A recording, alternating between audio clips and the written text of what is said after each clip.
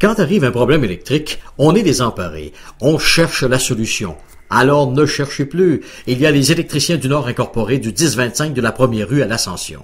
Notre spécialité, les installations résidentielles, commerciales et industrielles. Une équipe d'expérience qui est disponible pour vous avec 30 ans de présence dans le milieu. Vous le savez, on ne joue pas avec l'électricité. Confie le travail à des pros. Les électriciens du Nord incorporés de l'Ascension au 347-5103, où on fait la vente d'équipements neufs et usagés. Les électriciens du Nord incorporés qui soulignent le mois de l'arbre et de la forêt. Il y a un gros combat de boxe pour une deuxième fin de semaine consécutive sur la planète boxe en fin de semaine. Floyd Mayweather va affronter Michael Angel Cotto. Et on va revenir également sur le combat entre Chad Dawson et Bernard Hopkins qui a eu lieu la semaine passée avec notre collaborateur de boxe, Bernard Barry. Salut Bernard. Bonjour Danny. Bernard, Floyd Mayweather contre Michael Cotto, est-ce que Cotto a raison je pense qu'il est plus pesant naturellement. Est-ce qu'il pourrait donner du fil à retordre à Mayweather? Oui, il peut donner du fil à retordre parce qu'on parle d'un champion du monde et finalement d'un boxeur de talent, d'un boxeur exceptionnel, Miguel Cotto. Là, c'est pas le dernier venu. Il a 37 victoires, 2 défaites. Puis ces 2 défaites ont été par knockout contre Pacquiao au 12e et dernier round et contre Margarito au 11e round. Et cette défaite-là contre Margarito, mais il l'a vengé en décembre dernier en arrêtant Margarito au 10e round. Et de ces 37 victoires, Cotto, il y a 30 victoires par knockout. C'est un portoricain là, qui est difficile à coincer. Là. Pacquiao avait réussi ça, là, mais c'est pas évident de réussir à le cerner. C'est parce que c'est un boxeur qui est puissant. Pour le toucher, faut que tu t'approches et tu peux te faire mal solide avec un boxeur comme Cotto. Et de plus, on sait que depuis, ça va être son 2e combat avec l'entraîneur cubain Pedro Diaz. Et il avait frappé fort à son dernier combat en vengeant sa défaite contre Margarito. Donc, la confiance est là. Et effectivement, ce que tu as dit, c'est un bon point. Le combat va avoir lieu chez des super mi-moyens, donc les 154 livres, alors que Mayweather est un 147 livres naturel. Cotto est monté là, lui, chez les 154. Lui aussi, il n'est pas nécessairement un gros 154, mais il demeure qu'à ce niveau-là, Mayweather est encore un petit bonhomme, là. Donc, ça peut avoir un effet quelconque, mais Mayweather, quand on parle de lui, là, c'est un petit Mozart de la boxe, 42 en 42, 26 knockouts. Dans son dernier combat en septembre, il a passé un knockout Ortiz. Puis quand tu regardes sa feuille de route, là, si on se rappelle tous ceux qui ont battu, les Mosley, Marquez, Hatton, Delahoya, Gatti, on peut continuer comme ça. Disons que lui, il manque juste une bonne prise là, à sa pêche chez Pacquiao. Et le Cotto fait partie de ça. Là, on parle de l'élite de la boxe. Donc, c'est un combat qui est intriguant, mais dans les pariages, je regardais ça tout à l'heure, les gens, ça varie entre 6 contre 1, 7 contre 1. Donc, Mayweather a réussi à laisser à laisser percevoir un aura d'invincibilité de par les amateurs de boxe. Et c'est pour ça que même les juges, à un moment donné, si le round est serré, tout le monde veut tellement voir Mayweather contre Pacquiao éventuellement. Et là, on a l'impression, encore une fois, que c'est son dernier combat avant le grand soir contre Pacquiao. Donc, c'est certain que Cotto, s'il veut gagner ça, je pense qu'il faudrait qu'il arrête Mayweather. Et quand on connaît la défensive de Mayweather, très difficile à atteindre, c'est une couleuvre. Donc, puis gagner une décision. Cotto est pas un gars de volume, c'est un gars qui cogne dur, qui peut exploser ça dans le visage, mais c'est pas un gars de volume. Donc, ça va être difficile pour lui de se démarquer face à Mayweather, qui lui, elle travaille en petite combinaison courte, mais combinaison fatigante, bien placée, parce qu'il vise la cible. Ah oui, donc ça devrait être un combat. Non, mais c'est quelque chose que j'ai apporté parce qu'on sait jamais, là, le Cotto est plus gros de nature, donc il y a la pesée officielle, mais il y a sur le ring aussi. Et sur le ring, je pense que Cotto risque peut-être d'avoir une dizaine de livres de plus que Mayweather. Probablement, mais de notre côté, si tu regardes le style de Cotto n'est pas un rouleau compresseur. C'est pas le genre de boxeur qui va marcher sur toi et qui va t'épuiser. C'est un boxeur qui est technique, qui boxe bien, qui se déplace bien, et puis qui est capable de te prendre en compte, qui est capable de te frapper solidement, mais c'est pas un gars qui va se servir de son physique énormément, puis c'est pas un boxeur de corps à corps. Donc, à ce niveau-là, l'avantage du poids fera pas une grosse différence parce que ce combat-là se passera pas dans un corps à corps. Donc, ça devrait être... Mais est-ce que le matchage, parce que c'est le thème qu'on emploie, ça devrait faire un bon combat? Moi, je pense que oui, ça devrait faire un bon combat compte tenu de la grande qualité de ces deux boxeurs-là. Mais d'un autre côté, avec Mayweather, on se met toujours une petite réserve parce que lui, s'il veut s'adonner facile, ça donne facile. Je te touche, tu me touches pas, puis je me pète pas sur la job, là, comme on dit. Là.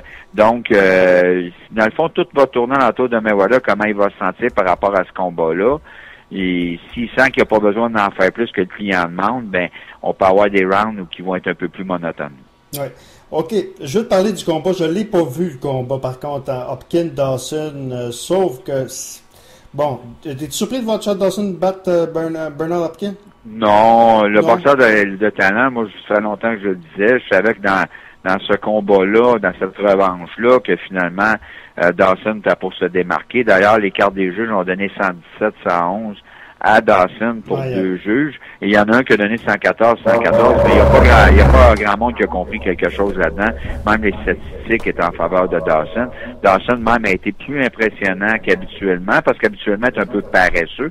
Mais là, avec son entraîneur John Scully, probablement, là, qui était très motivé, parce que il était plus à l'ouvrage et il réussissait à se démarquer. Hopkins, c'était le même Hopkins qu'on connaît, celui qui prend l'adversaire qui est meilleur que lui puis qui tente de l'amener à son niveau. Il a utilisé toutes les tactiques, s'est servi de sa tête.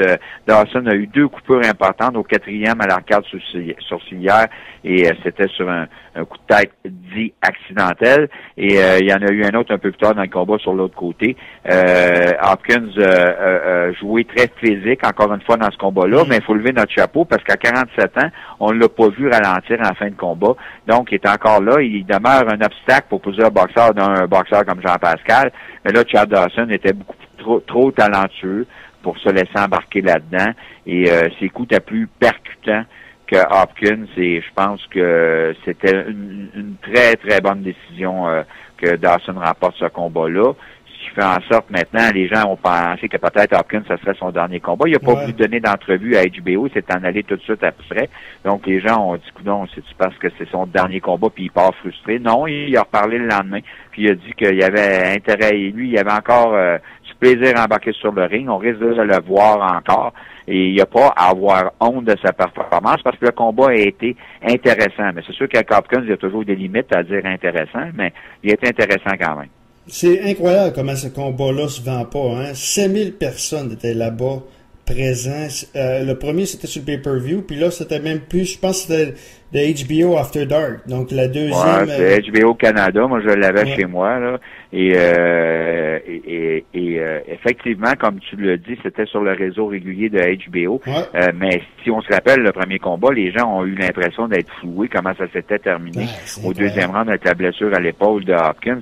Donc, ça devenait difficile de vendre ce combat-là. Puis Hopkins n'a jamais été un gros vendeur parce que c'est pas un boxeur qui est spectaculaire et Dawson non plus.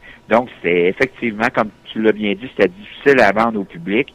Et là, c'est pour ça que là, c'est réglé. Et là, Dawson va prendre un autre chemin. Lui qui est un boxeur talentueux. Donc, lui, il a espoir de se battre contre Andre Ward en se disant Ward va monter chez les Milo. Il ferait tout un combat pour les Américains à Ward et Dawson.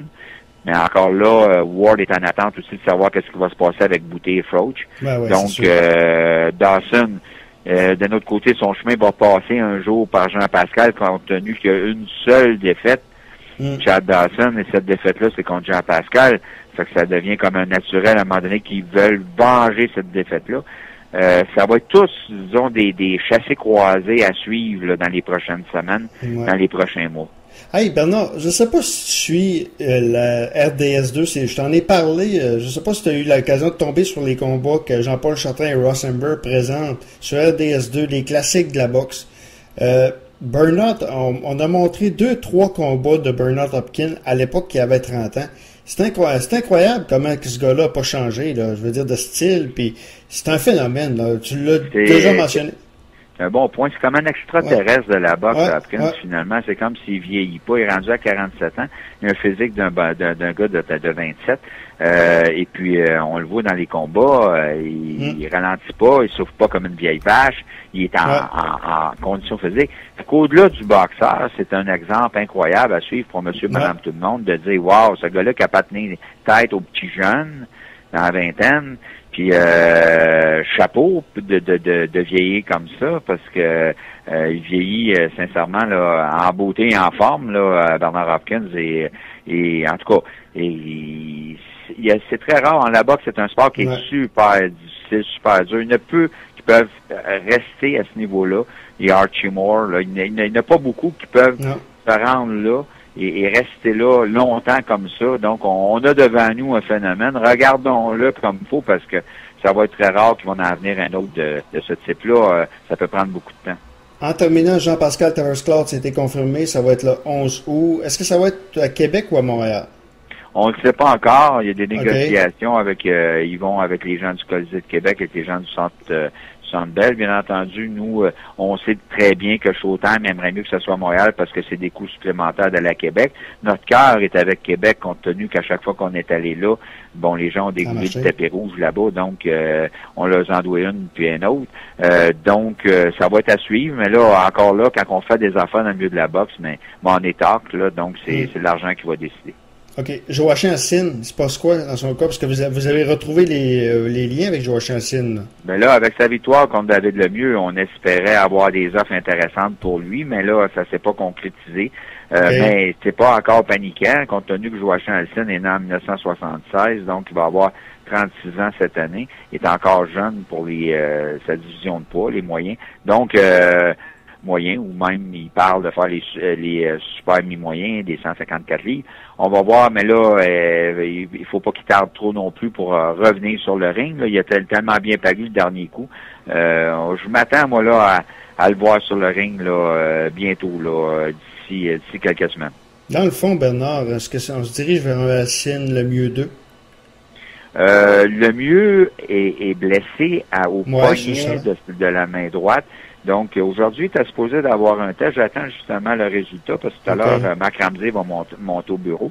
Je veux voir qu'est-ce que ça l'a donné mais c'est certain que pour David Lemieux, avec ses 2 défaites qu'il a eues contre Rubio et Alcine, de revenir tout de suite dans un combat revanche contre Alcine, ça serait pas une bonne chose. Il serait mieux de faire ses classes, aller chercher une ou 2 victoires, reprendre confiance en lui avant de se frotter à un Alcine qui lui a donné tellement de problèmes, tellement de problèmes au combat qu'il y a eu entre les deux. Donc, je pense que pour la santé de sa carrière, il est mieux, lui, là, de revenir, premièrement, 1, en santé, puis 2, d'aller chercher 1 ou 2 victoires.